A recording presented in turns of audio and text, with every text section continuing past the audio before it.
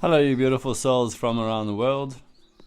Looking at Bitcoin today, I'm not entirely sure that we are finished on this downtrend. I don't know, microphones are so weird. Get out of my face, man. And what I'm looking for here is the typical signs of the end of a transition, which is normally like a sporadic push to finish off the transition, and then a flip to build the kill zone, and then obviously price travels in its different direction. I'm not convinced that this wick over here was that transition end. Why it could be, so let's talk about both arguments. Why it could be is it's closed higher than that wick over there, which means it is the highest high in this environment. It's coming to our forecasted arena of probability.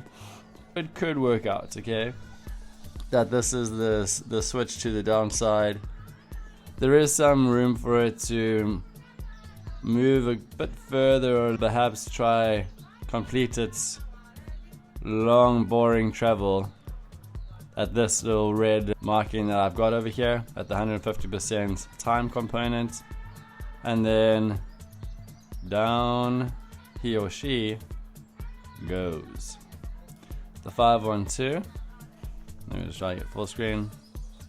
Very similar to the dominant trend. I'm looking to ascertain if this is a move to the downside or a continuation of the transition to around about here and then down. Let's pretend that this transition's over and have a look at the reverse scenario. Alright, so immediately what I'm seeing here is a regression in a linear way. So under our support, which is obviously in a diagonal format, not linear, very important. If you still think support and resistance is linear, you're going to run yourself into the wrong alleys, my friend. Protect yourself. Okay. And the diagonal is moving along the 1/2. If this is the case, if this is a turning point, alright, the consolidation that's about to happen force this transition to remain shallow so that it can complete itself, wow, all the way back there, in order to satisfy the requirements of the 2048 not being complete. So as I made mention to, if this still needs to go across from there to there, then what that means to the 512, the exact frame underneath it, would be that it has to do something quite shallow and long-winded, and then move its way up to finish off on the 5, which would be around about here. Regrettably, should this be the case, it would be over duration of a month for us to foresee that work out, which makes sense because we're going into what follows Leo. I think it's an earth sign. I think Leo goes into Virgo, and Virgo is an earth, the energy.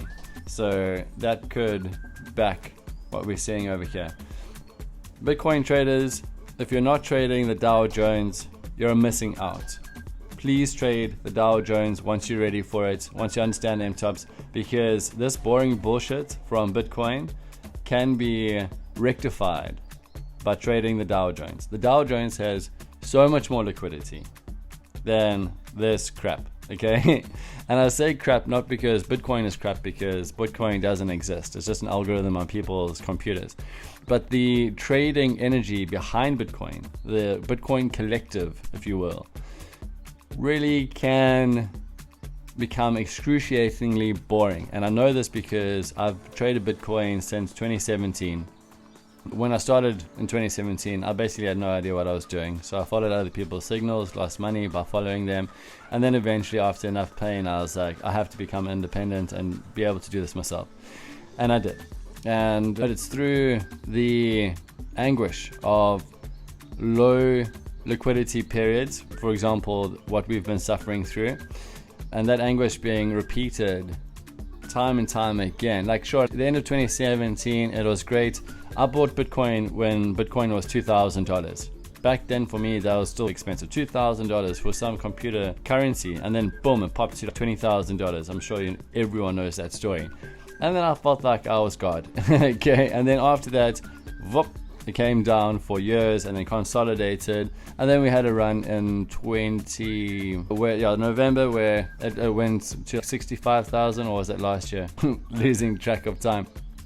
And it's come down and now it's consolidated. These excruciatingly boring conditions aren't new to me, and it's from that place that I can say, Bitcoin, I hate you sometimes. Even though Bitcoin doesn't exist, because the consolidation is almost like going to school during the worst time of your life, where you'd go to school. I'm not saying you always hated school. You went to school and it sucked. It's like that. It keeps you in that limbo void where you just want to be an adult or free or get out into the world, but it won't allow you to. It just keeps you in this bandwidth range, and you see the potential and the excitement of Bitcoin. But you gotta wait and do more exams and be more patient and go to school and wear weird things and all that kind of thing. My point being is that if you want to get away from the pain of Bitcoin, come join us and trade the Dow Jones. The Dow Jones is amazing. It is so fun to trade the Dow Jones, literally making 3 figures a day by trading that guy. Whereas Bitcoin isn't giving us that opportunity right now. Going down to the 128. Alright, so that's obviously spot on. No surprises there. MTOPS is king. 8 going to 9. 9 saying what exactly? Okay, this is indicating we've got some down happening. The kill zone is quite energetic, so it looks like a potential strong move down, although it still has all the space it needs to cover. So it might come up and then gradually go down. It's just the nature of the game. I want to have a look at the resonance ring. That looks good. I'm happy with that scaling. Let's wait for the rest of this forecast to unravel. I just want to quickly have a look from the future as to what price wants to do next. Something along those lines. Down to 32.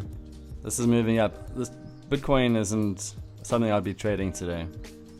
So what the 32 is saying is that there's going to be a up within the higher frame down again. Let's have a look at the Dow Jones. Okay, screw Bitcoin for a second. Let's have a look at the Dow Jones. That's liquidity you want to get involved in. This you can earn literally thousands of dollars on moves like this when it comes to working with the Dow. Easily. I made some serious money yesterday trading this environment as well. Look at that liquidity. When America is sleeping, there is consolidation in this market, and that's okay. It gives you time to rest up. And that consolidation is healthy for the market, as it builds like a kinetic energy for the market to spring out from. And over here was a lot of consolidation, which is very cool, because when there's energetic points inside the cycle, bang, it really it has all that build up energy to act from. And again, I missed this. I was unfortunately sleeping, and then I had to take my kids to school and all that cool story. This is tens of thousands, if not at least thousands of dollars in profit. And the thing is, it shows up every single day. There's at some point in the day where the Dow Jones is just a healthy market move. So once you've mastered the MTOPS process on Bitcoin, my strong recommendation for the day traders is to focus, get to know, and master the Dow Jones. This is what can set you up for life. And it's not a market that's going to disappear anytime soon. It's been around since the 60s, and it's delivered this year for myself and the traders who are on the level of trading Dow Jones incredibly well. That's the hot tip for the day, whilst Bitcoin basically does nothing exciting. And that's it for this week, guys. I'll catch up with you during the next week. Have a great weekend. Ciao for now.